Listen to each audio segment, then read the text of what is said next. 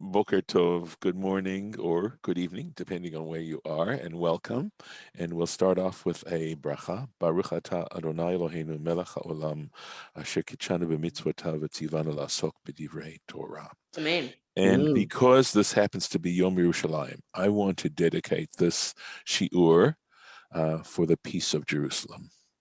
And by peace of Jerusalem, of course, I understand that as a metaphor, as a microcosm for peace in the world, but it's saying a connection with the divine that leads people to acts of righteousness and kindness and compassion.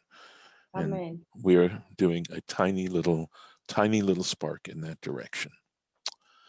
So let's go to the screen share. See if I can find it. And here we are. So we actually got to the Sheni because there's not a lot of Rashi on the passages that we're citing, and we're actually about to take that census that we mentioned, and we'll start right here. Vayihu. So we're now going into that census, and there's going to be a lot of repetitions. So just be prepared for that, because it's as if we're reading that document of the formal census. I was thinking about the issue of repetition, and there's certain, like when you get to the end of a tractate of Talmud, there's certain mystical elements to the learning.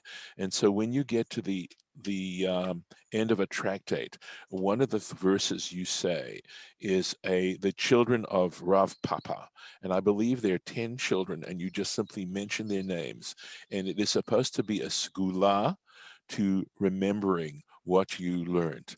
Obviously, we know that repetition is a help, an aid to remembering, and possibly that may beg another question, which is, so why is it so important? And I would say that we already learned the answer to that question, and that is that when you count something, it is actually an act of love. When you're drawing that kind of attention, it tends to reflect the fact that you like it a lot. And of course, repeating something is something that you like a lot. So maybe this is a skula, that what we're doing here is a skula, and also a statement of love in an indirect kind of way. And that's why we have these exact repetitions.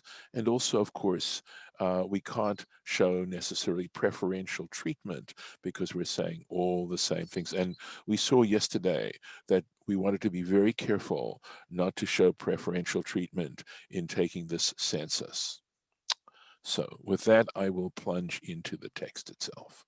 Vayu vnei Reuven, and the children or the sons of Reuven, Bechor Yisrael, the firstborn of Israel, meaning, of course, Jacob, Toldotam, their generations, Lemishpechotam, according to their families, Levet Avatam, of their fathers' houses, the families of their fathers' houses. Bemisparis Shemot Legulgalotav, according to the name, the number of names according to their polls. In other words, every single individual, right? Kol Zachar, every male, miben Isrim Shana Vamala, from 20 years old and upwards, Kol Yotzei Tzava, all who were enlisted in the troops. Pekudehem, their numbers, the Mate Ruvain, according to the tribe, for the tribe of Ruvain, Shisha va'arba'im elef, 640,000, v'chamesh me'ot.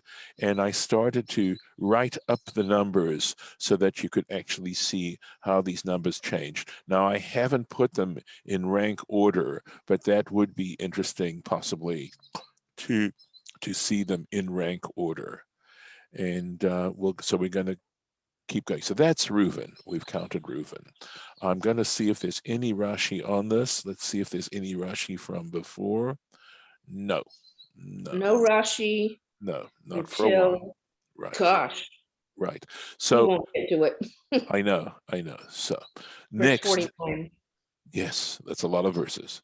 Livnei Shimon, for the sons of Shimon, Toldotam lemishpachotam levet avotam. Do you see how we're repeating the exact Hebrew here, right? So I don't know if you want me to translate every single time or just simply to read through the Hebrew, right? But just I'll do it one more time. Maybe I'll do it through to Judah, or to God, excuse me. For the sons of Shimon, their generations by the families of their fathers' homes, right? Their paternal home. Pekudav, his numbers, or the counting of his b'mispar shemot, according to the number of names, the gulgalotam, according to their polls, kol zachar, every male, miben esrim shana v'mala, from 20 years old and up, kol yotzei tzava, everyone who was enlisted. Pekudehem, their numbers, lamate Shimon, for the tribe of Shimon, Tisha v'chamishim elef, so 950,000, ushlosh ma'ot, and 300. So you can see that there's interesting numbers that are involved here.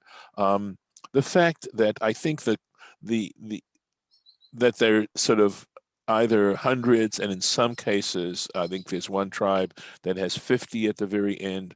It's sort of an interesting phenomena, and maybe it's saying that we still have to round out to some extent, even though it sounds like it's an exact counting. What is notable about Shimon that I might mention to you right now is that later on, when they're about to enter the land of Israel, and we have Pinchas in Parshat Pinchas. There is an additional counting because the leader of Shimon at that time was the one who was involved with Cosbi Batsur, a very awful act of immorality, public immorality. The number of the tribe of Shimon is reduced tremendously because here you see it's quite a large tribe, and the numbers appear to have decreased tremendously in that next counting. Just a little something to mention to you. Livnei God, for the children or the sons of God. Toldotam lemishpechotam leveit avotam, their generations according to their fathers' ancestral homes, families, b'mispar shemot, according to the number of names, miben esrim shana v'mala, 20 years old and up, kol yotzei tzava, all who would go out in the army, in the host, b'kudehem, their numbers, lamate God, for the tribe of God, Chamisha v'arba'im elef, 5 and 40,000, v'shesh me'od v'chamishim. So there you see the 50, 650. Just taking a look. See Livnei Yehuda, תולדותם למשפחותם לבית אבותם, במספר שמות מבין 20 שנה ומעלה, כל יוצאי צבא. You notice exactly the same formula every time. Who's being counted? Pekudehem, Lamate Yehuda, the numbers of the tribe of Judah, Arba'a v'shivim elesh, 470,000, v'shesh me'ot, and 600. They are, in fact, the largest tribe. They are the largest tribe. I'm sorry? Why did he skip Levi? A very, very good question. Can I keep that as as a surprise, or as Sure. keep you in suspense on that? But great question. Good for you. Good for you. Starbucks card. That's right. Thank you. I'm glad you like that joke. I'm assuming you do. That's why you repeated it. Okay. Yeah. Just for whatever it was worth. Shira Beth, if you don't know, that was something I would tend to tell people if I thought they asked a good question or answered. I'd say, you get the Starbucks card today. Livnei Yisachar, Toldotam lemishpachotam leveit avotam. Again, just interesting that Yisachar is paying attention. That Yisachar, what's going to happen is each three of these tribes are going to be divided into threes, and we're being given their order in the threes, and it's interesting that Yisachar is associated with Judah.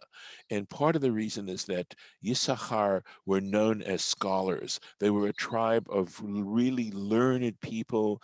They knew astronomy. They were able to determine the calendar based on the lunar cycle and the solar cycle. But in general, there is actually a statement that say, Bnei Yisachar Yod Binah, so that Judah, who of course winds up being, David is from the tribe of Judah, and that they're associated with these scholars. And you're going to see again the next, and there's 3 tribes. There's one more tribe coming, right? לבני יששכר תולדותם למשפחותם לבית אבותם במספר שמות מבין 20 שנה ומעלה כל יוצאי צבא פקודיהם. This is now Yisachar. Their numbers for the tribe of Yisachar are 4 and 50 elef, 1,000, v'arba me'ot, and 400. Livnei Zvulun. So this is the 3rd tribe associated with Zvulun. And remember, Zvulun was the tribe that encamped by the seashore, and they were known as merchant traders.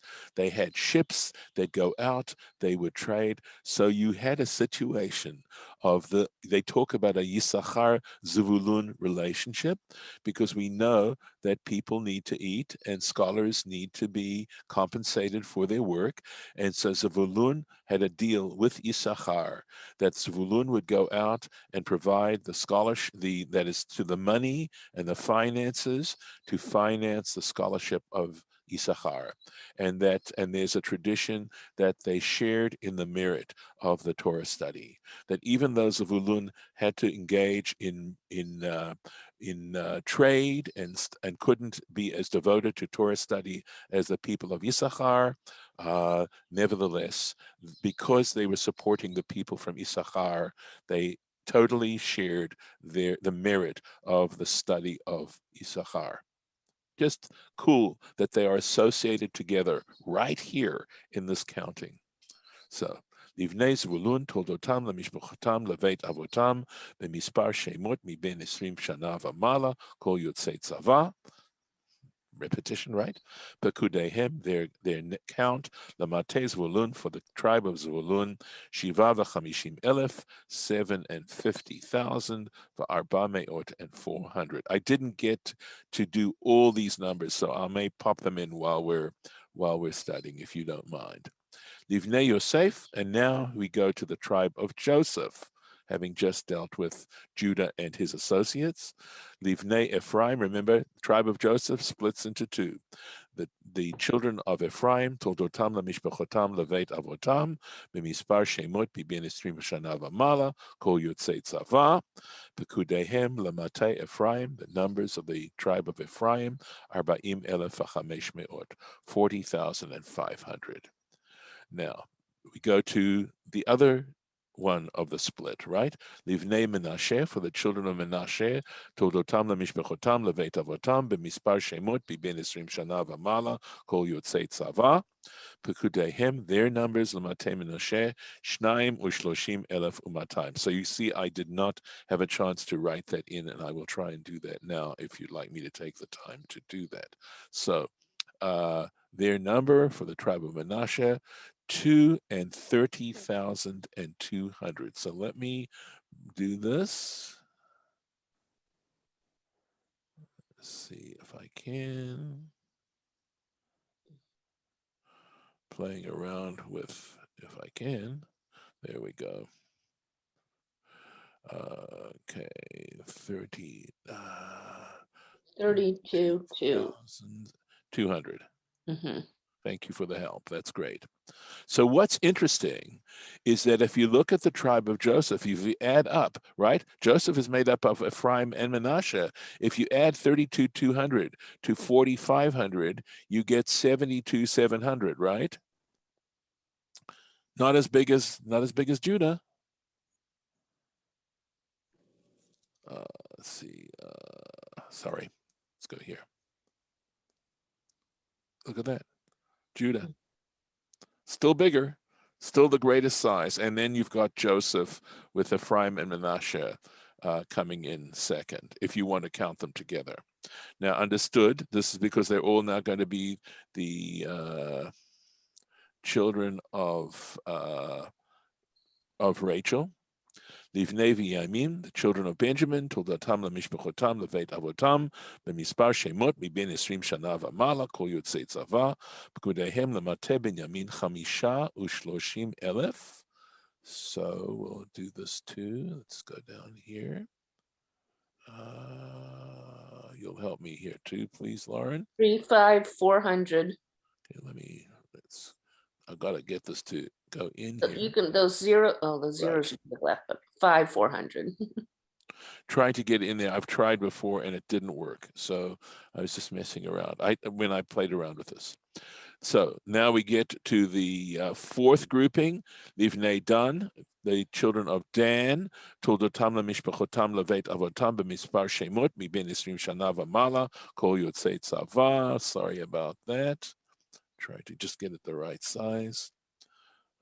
Okay, let's Pekudehem lematei Dan, Shnayim v'shishim. They're a large tribe, as you can see. Let's see if I can do this. Okay, let's go. Let's do that. Shnayim v'shishim elef, 62,000. 700. 700. There we go. That seemed to work. But you're not erasing the one you did before. No. Okay. There it is. It's up here. Okay. Here it is. I just have the people in the way. I didn't see it. Okay. Okay. All right. Livnei Asher. Now we get to Asher. Toldatam mishpachotam leveit avotam b'mispar shemot miben 20 shana v'mala, kol yotzei tzava. And I'm have to create a new little thing here. Here we are.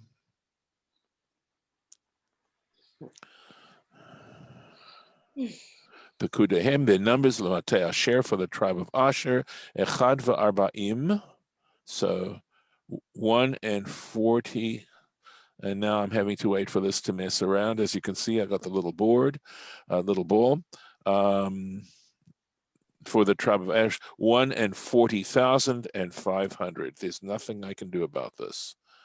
Okay, hopefully it'll stop in a second. There we go, 41. Oh, it's doing it again. So funny. All right, we'll keep going.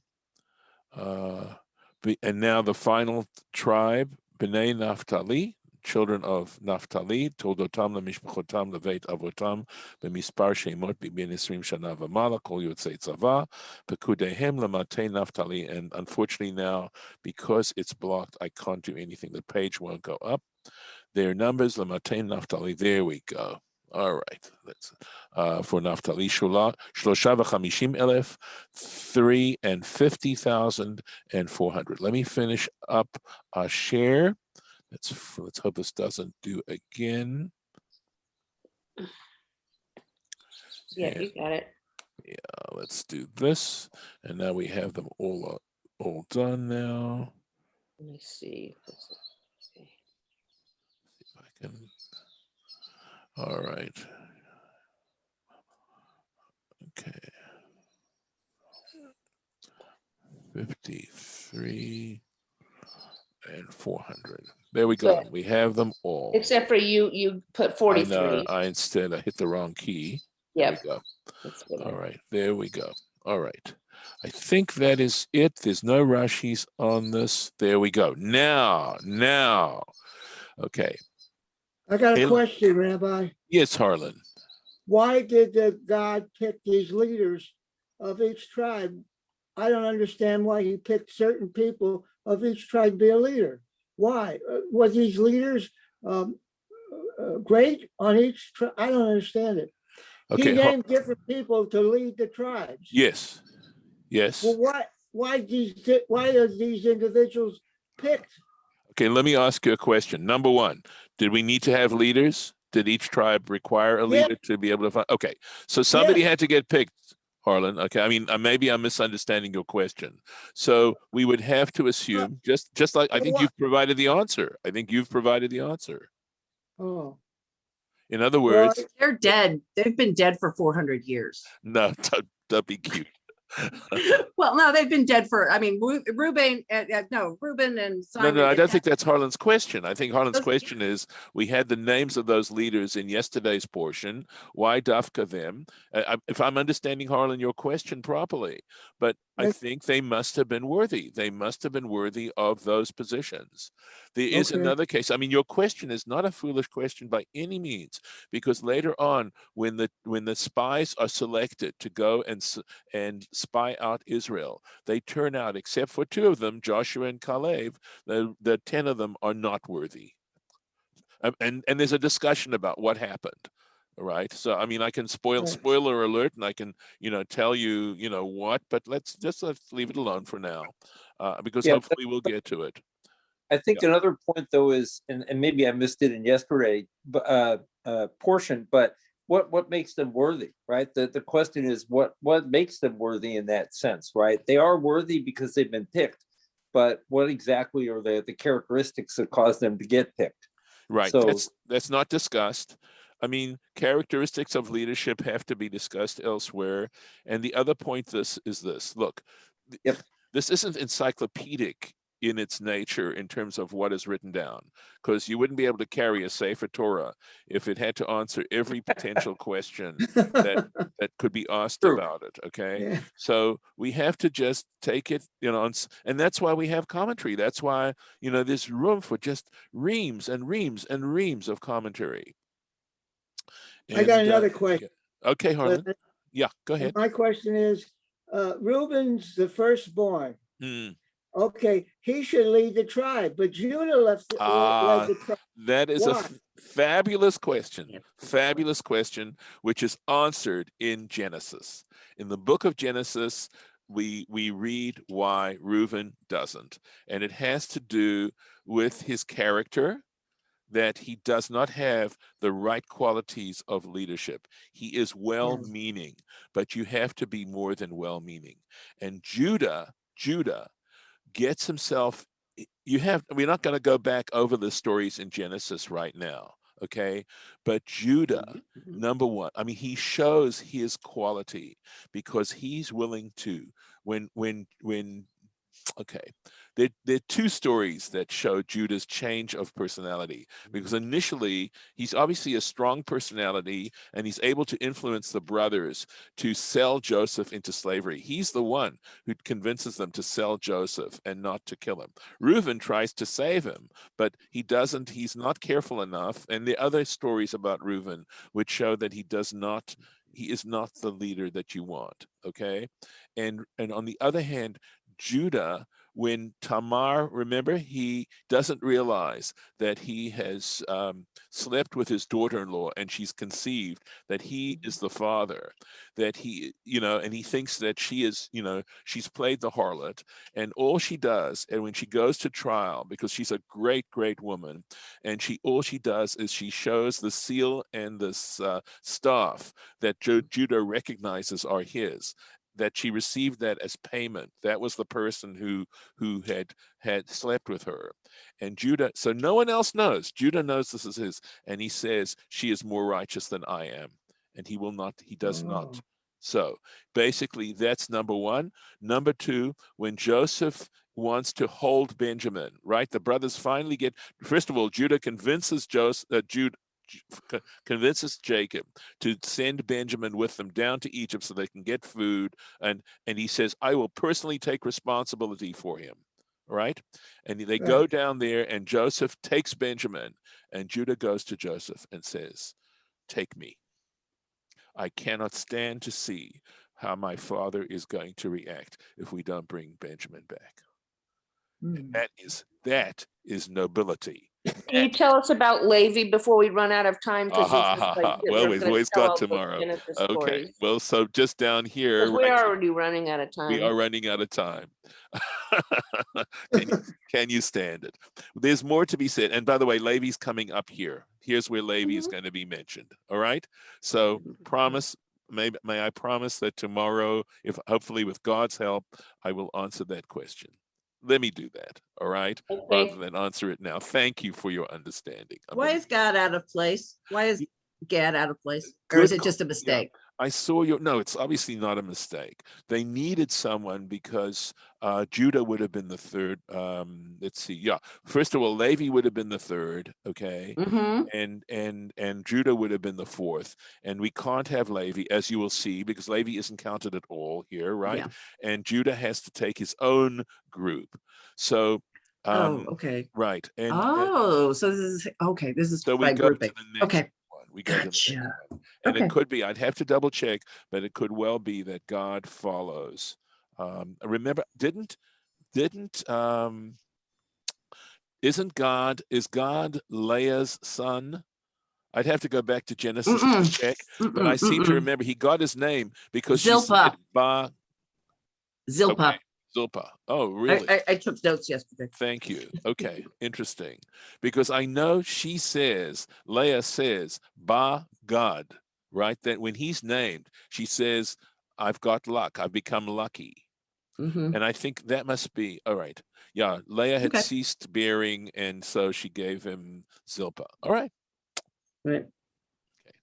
Thank you. And then she started up again. So, you know. Right. She had, later Yeah. on, she had two more children. She was tired. She wanted a couple of years off. So that's okay. She was a great lady. Yeah. Okay. No. I didn't realize that are these the same groupings as where they are in the when they're marching and where they sleep around the. Yes, I think so. We'll Okay. double check. I'm pretty certain Okay, they are. that's fine Pretty certain because they that makes are. sense. And I just Yeah, wrote that down. it does. It Okay. does. All right. I'm going to stop the recording, and may God hear our prayers and find our study worthy. Amen.